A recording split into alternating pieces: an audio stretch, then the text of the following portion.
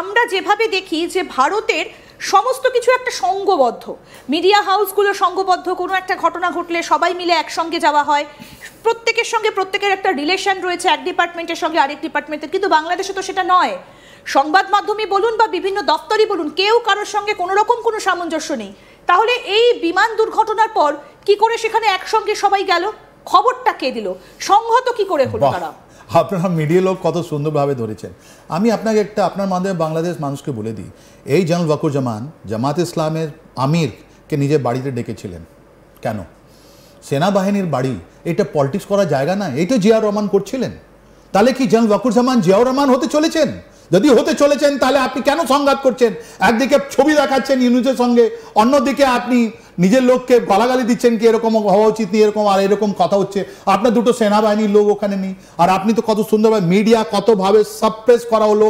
আর এই যে লোককে কেন আপনি দেখুন গোবিন্দ, এটা তো কথা তো হচ্ছে গোবিন্দগঞ্জে যেটা ফায়ারিং হচ্ছে ওর পেছন থেকে লোক ফটোগ্রাফি করছে, কে কে পারমিশন দিল? ওখানে একজন লোক কন্ট্রোল রুমে দেখে জিনিসটা দেখছে, ওটা কে কন্ট্রোল দিল আপনাকে? আর্মি ওদের এপিসিতে কেন কেন এই এনসিপির লোক যাদের রেকগনিশন নেই, বাংলাদেশের এই পলিটিক্যাল পার্টির রেকগনিশনে ওদেরকে কেন ঢোকানো হলো? এই যে জবাব তো আপনাকে ইউনূসকে দিতে হবে, এই জবাব আপনার ওয়াকুরুজ্জামানকে দিতে হবে বাংলাদেশ মানুষকে। এই বাংলাদেশ মানুষ জানেন ওর মেরুদণ্ড অনেক শক্ত আছে, ওরা ছাড়বে না। আর আমরা চিন্তিত কেন? ওরা তো অনেকবার বলে ইন্ডিয়া চিন্তিত নয়, আমাদের ভাই ট্যারিফ নিয়ে কাজবাজ চলছে, আমরা বিশ্বের জন্য কি করে বিজনেস করবো ওটা আমাদের দরকার চলছে। আমরা বাংলাদেশের ভিতরে আন্তরিক জিনিসে আমরা কোনো নেই।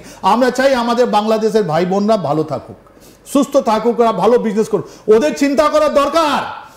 এটা 35% যেটা আপনার লাগানো হয়েছে, আপনার যেটা ট্যারিফ, ইউএস ট্যারিফ, ওর কি ইম্প্যাক্ট আপনাদের কাছে? তো পয়সা নিয়ে অনেকগুলো তো গার্মেন্ট ইন্ডাস্ট্রি শেষ।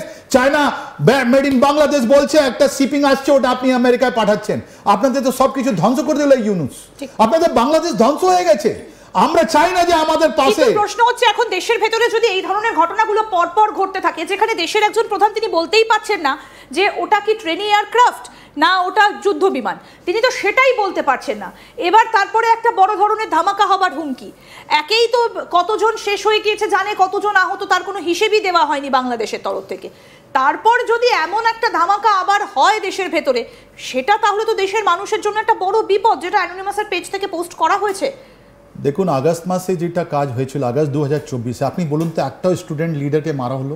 যাদের কাছে পয়সা ছিল ওরা তো সব বেঁচে বড় বড় কথা বলছে। হাসনাত ফাসনাত তো গরিব লোক ছিল, নাবে দেবে সব গরিব লোক ছিল। এইসব পয়সা নিয়ে না বড় বড় গাড়ি, বড় বড় সাদা কাপড় পরে নিয়েছে, রাইট? মরলোক কারা? ওদের তো পোস্টমর্টম করা হয়নি। ওরা আর্মিকে ব্লেম করো, ওরা পুলিশকে ব্লেম করলো, ওরা প্রাইম মিনিস্টার শেখ হাসিনা ওয়াজেদকে ব্লেম করলো। কি ওরা কি সত্যি এরা বড় বড় কাগজে কথা বলছে? এখন কারা আছে গোবিন্দগঞ্জে, কারা ফায়ারিং করলো? সোজা যদি দেখা যাচ্ছে এটা পুরো বিশ্ব ওদের দিকে তাকাচ্ছে। আর এই যে প্লেন ক্র্যাশ হয়েছে এটা আগেন এটা পুরো বিশ্ব তাকাচ্ছে। আর এটা কার? এটা চাইনিজ এয়ারক্রাফট, ওটা ধ্বংস হয়েছে, ওটা চাইনিজ টেকনোলজি আবার ধ্বংস হয়েছে। এটা কে কন্ট্রোল করেছে? তুরস্ক কাছে, ওদের কাছে দুটো চ্যানেল আবার ছিলেন, chief of air staff and chief of naval staff. কেন কেন? তার মানে ওরা কি তুরস্ক থেকে জিনিসপত্র নেবে, তাই জন্য চায়না আর পাকিস্তান ওর উপরে রেগে গেছে? তাহলে এটা তো আপনাকে জানতে হবে। আর জানার পর ওর থেকে বেরোবে কি ইনোসেন্ট মানুষ, বাংলাদেশের ইনোসেন্ট 17 কোটি মানুষকে এরা ধাপ্পা দিয়ে 1 বছর ধরে এখন রুল করছে। আর কতদিন এটা চলবে? কতদিন আমাদের সাধারণ মানুষের একটা এমপ্লয়মেন্ট, ওদের স্বাস্থ্য, ওদের শিক্ষা নিয়ে একটা কাজ হবে? এই মাদ্রাসাগুলো আমি বলবো ওদের সিলেবাস চেঞ্জ করা দরকার, ওখান থেকে ডক্টর ইঞ্জিনিয়ার বের হওয়া দরকার। আমরা জানি এটা ধর্মের জন্য কিছু দরকার হবে, কিন্তু এত 40,000 আলিয়ান অন্য যেটা আছে মাদ্রাসা আছে, কমি মাদ্রাসা আছে, ওটা ওদের দরকার লাগবে না।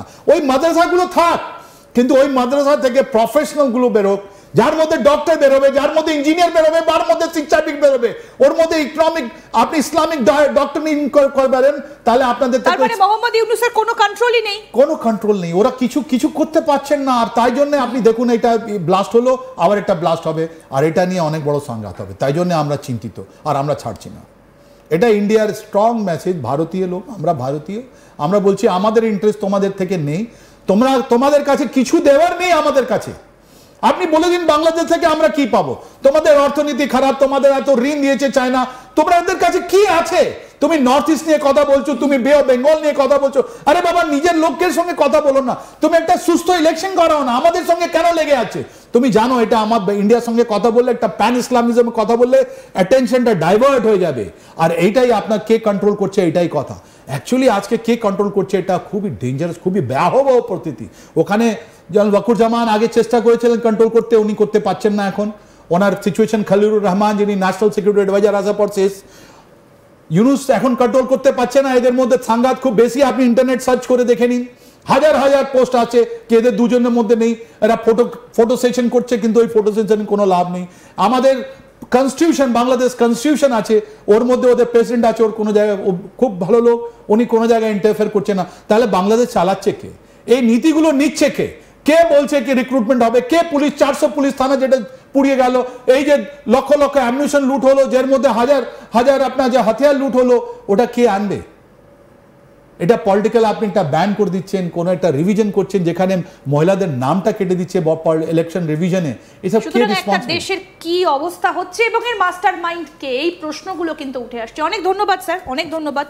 ডিফেন্স বিশ্লেষক বিশেষজ্ঞ আর কে শ্রীবাস্তব আমাদের সঙ্গে ছিলেন। এবং যে সব থেকে গুরুত্বপূর্ণ বিষয় এই মুহূর্তে যেটা, যে বাংলাদেশে এবার একটা বড় ধামাকা হতে চলেছে, কোথায় হবে, কবে হবে, এটাও কিন্তু এই মুহূর্তে দাঁড়িয়ে একটা বড় মাথা ব্যথার কারণ হয়ে দেখা দিয়েছে। কারণ এখনো পর্যন্ত কতজন জানে শেষ হয়ে গিয়েছেন এই বিমান দুর্ঘটনার পর, সেই হিসেবে এখনো আর্মি দেয়নি। তাহলে এবার কি হবে?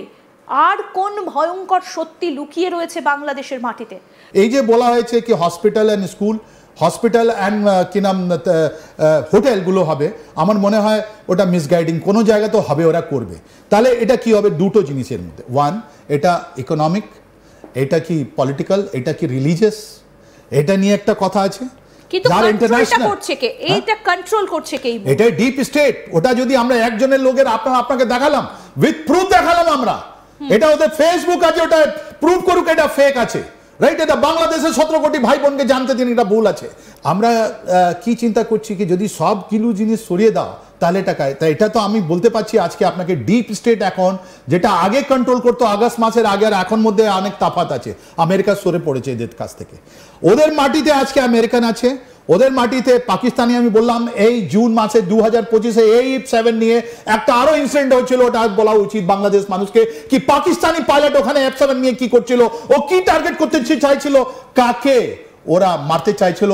এটা 9/11-এর মতন, 9/11-এর মতন এরা বাংলাদেশে করতে চাইছিল। এই যে আমাদের যে পাইলট, যিনি যোদ্ধা, যিনি নিজের প্রাণে বলিদান দিলে অনেকগুলো জিনিস বাঁচিয়ে দিয়েছেন, রাইট? উনি কন্ট্রোল করে কোনো রকম একটা জায়গা পড়িয়ে দিয়েছেন, ওটা ওনার হাতে ছিল না। ওনার লাস্ট মোমেন্টে ইনি ফ্লাইট লেফটেন্যান্ট তৌকির ইসলাম সাগর সাহেব, উনি ওখান থেকে ইজেক্ট হলেন। আমি ওনাকে স্যালুট জানাই, রাইট? তো এই যে জিনিস আছে, ওর মধ্যে আমেরিকান আছে, ওর মধ্যে চাইনিজ আছে, পাকিস্তানিরা আছে, তুরস্ক আছে, কে নেই ওখানে?